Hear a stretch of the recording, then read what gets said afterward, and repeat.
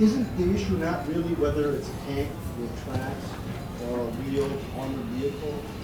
Isn't the issue really why are police more routinely relying on armored vehicles as opposed to other investigative techniques that may let them know whether or not they're even going to encounter a just potential hostile situation? No, and that's a fair question. First and foremost, the reason why I'm making such a big deal out of the tank thing is you need to be precise when you're talking about things like that, so that citizens, if they're going to go make a complaint, that they can actually speak from the point of accuracy. When we say we don't want our police departments to have tanks, okay, our police departments don't have tanks. You want to say we don't want our police departments to have weapons above a certain caliber, right? And I mentioned that as well. I would say the instances when those types of vehicles, and now I'll speak more specifically about us here in Maricopa County, in the majority of those instances, they're going to reflect a particular threat assessment or the ability in using that type of equipment to overwhelm a situation, so you're not going to have the use of force by a particular suspect. And that, again, is not necessarily a bad thing. And as I mentioned too, that where you've got instances in which there is a ridiculous use of force, I'm not going to sit here and say that in every single instance it's going to be appropriate each and every time. No, it has to be reviewed. You know, depending upon the area that you're going into, there are going to be specific operational concerns, and the more investigation that's done up front, the more you can be assured of how you're going to deploy your SWAT team. And as a quick aside, I don't have a problem with the SWAT team delivering all runs. Highly trained, capable of being able to go in and assess a situation is much more preferable than asking other patrol officers or detectives who day in, day out do completely different kinds of investigative work, and then asking them to take time out of that to be able to train up and conduct that kind of an operation. That's going to be much more fraught with the likelihood of mistakes, the misuse of the tactics necessary. Again, we get down to what they call the SWAT team, SAU, or what have you. It's the professionals have been carrying out that particular operation, seeing to the safety and security of everybody involved is what needs to be the highest priority. You know, and back in, for what we have locally, back in 2011, or back in 2012, the Phoenix SAU was deployed 284 times, and 1.1% of those instances involved a shooting. In 2013, there were 345 deployments, and less than 1% involved a shooting. That's good. All those other instances then where there's no shooting, things were done right. In fact, just last month, I think it was, after a 7-hour standoff using SAU, Phoenix were able to defuse that entire situation with no shots fired, no one injured, and everybody kept safe. And I think that's good. So, short answer is, in some situations, the overwhelming use of force is necessary to avoid the situation from getting out of control. And I would continue to make a distinction between a tank and a personnel carrier. Well, the measure of whether or not this is an appropriate use of force is not how many shots are fired. You could start using SWAT teams tomorrow to serve warrants on people, or to apprehend people who are overdue paying parking tickets. I would suspect a very, very tiny percentage of those would end in gunfire. It doesn't mean it's an appropriate use of SWAT teams. You know, when you're using, again, when you're breaking into someone's home, when you're deploying flash grenades, and you're pointing guns at people for what are essentially non-violent consensual crimes, which is what the majority of these deployments are for, I would say that that's a questionable, at best, use of force, even if no one ever gets killed, or even if they get the right house every single time. Sure. Just a quick observation. My name's John Laurie. I take great insult when you say that I'm ignorant, because I see things on the street every day that suggest the militarization of the police. I'm also a veteran of the Marines and Army, a disabled veteran. I'm also a firefighter. I work with the police every day. For me to deny that what I see, I simply cannot do, and for you to suggest that I'm ignorant, again, I take great insult. You failed to respond to a single data point that Mr. Balko presented. Instead, you talked about things of whether vehicles have tracks, whether firefighters are kept in barracks or whatnot. None of this matters. What matters is whether our police, and not just on the state level, you also made saying that because there was no specific mention of federal law enforcement in the Constitution, that the state is simply able to do whatever it can do. Can local law enforcement crush the constitutional liberties of the people? I would suggest not. So how can we say that? I appreciate your comments, sir, but you don't have a question. I do have a quick question. I'm going to get to it real quickly. Okay, appreciate that. When we're talking about our Constitution, the Department of Homeland Security, the FDA, why are we having no-knock raids by the Department of Education and the FDA? Is this a militarization of the police? And when you fail to answer the direct data points that he's indicating and distract us with other arguments, sir, it makes your argument look ignorant. The question is where we're using. Why are no-knock raids being executed on every level from the FDA to the Department of For Education? regulatory sorts of offenses. Yes, sir. For investigation. I think that in my book I mentioned the Department of Education raid that made news a while back. The reaction from the Department of Education was sort of interesting. I had an essay in the Wall Street Journal about that also mentioned that raid. Department of Education response, and they demanded a correction from the Wall Street Journal, which to my dismay they actually gave them.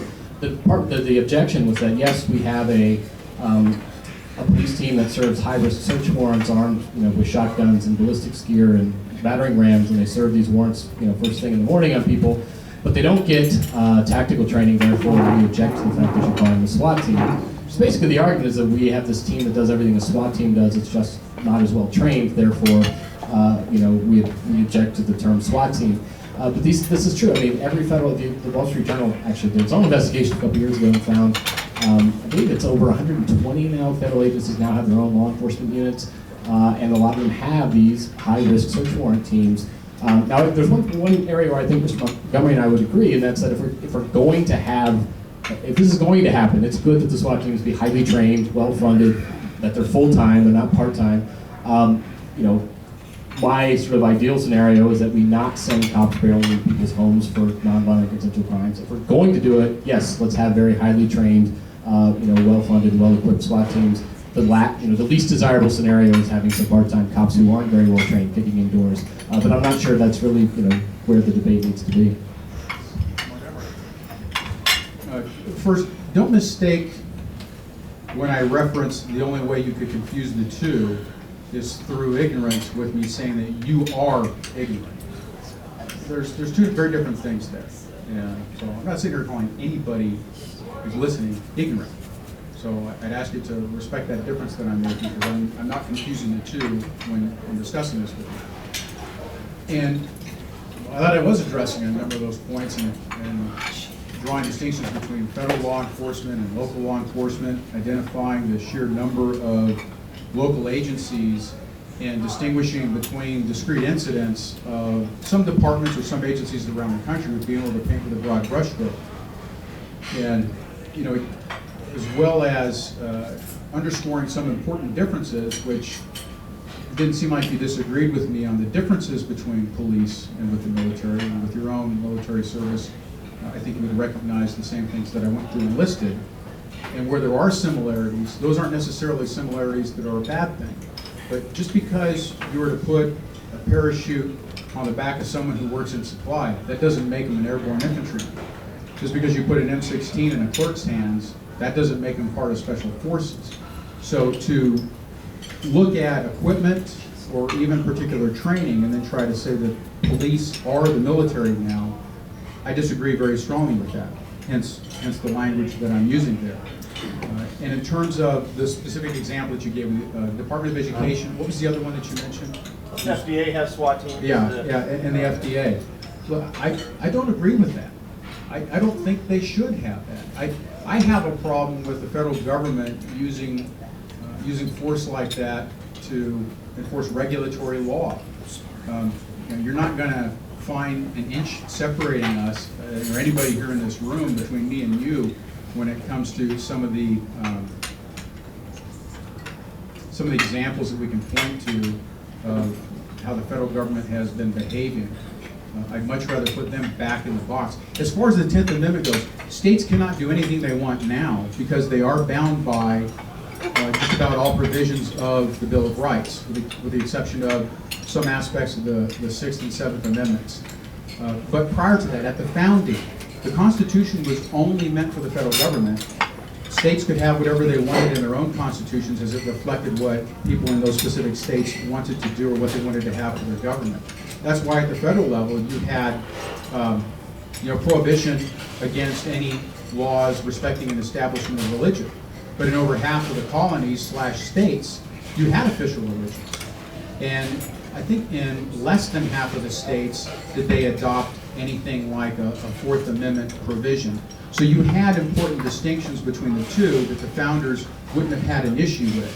Today, though, I would say, no, states cannot do anything that they want, nor can local municipalities, because they've got to reflect what we want to see, particularly in terms of public safety.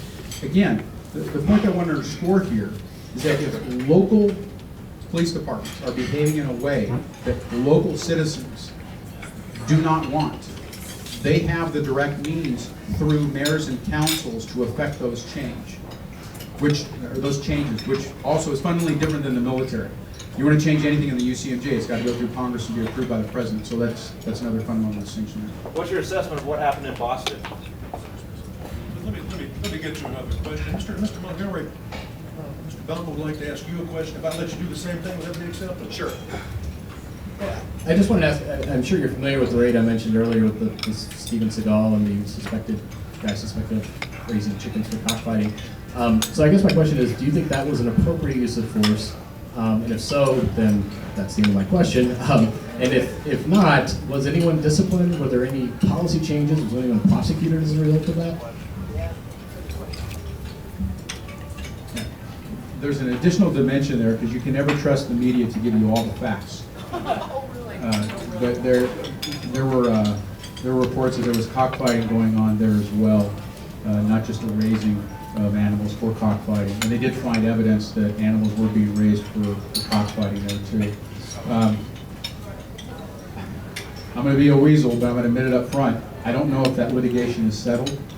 I'll give you my answer offline, so I'll at least answer your question. But I can't say anything publicly yet unless I know it's been done. If it is done, I'll email it to you as well. So if you want to post on that estimate. I want to ask Mr. Balko a question. For all the research that you've done, are there police departments out there that you found that are good examples where use of force policies in place and the means of deploying SWAT teams are appropriate from your research?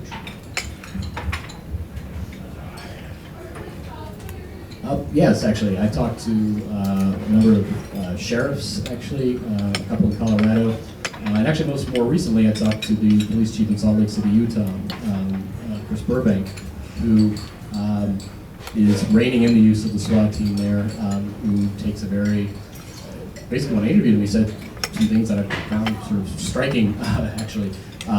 Things like, his instruction to his officers was always to use the least amount of force possible, that when you sign up for the job, you assume a certain amount of risk, and that's part of the job, and you should know that going into the job. He said there's nothing wrong with waiting people out. If you know that there's drug activity going on in your neighborhood, he said it's much easier, and it's going to be a much more immediate solution to send a couple of uniform officers to knock on the door. The drug activity is either going to move or it doesn't, and then you can continue your investigation. But the idea, he said, that you always have to kick down doors and confront people. And this is something actually a number of the police chiefs I interviewed for the book, all of them retired now, made this point, was that people go into the drug dealing game, they don't go into drug dealing to kill cops, they go into drug dealing to make money. And even drug dealers know that if you kill a cop, you're going to be lucky to survive the next 4 or 5 seconds. And if you survive that, you're going to be going to prison for the rest of your life and probably be executed if you're in a death penalty state. So, when you break into somebody's home in the middle of the night, you elicit a very primal response in them, whether it's the family that's living in the house you mistakenly raided, or an actual drug dealer who may think he's being ripped off by a rival dealer.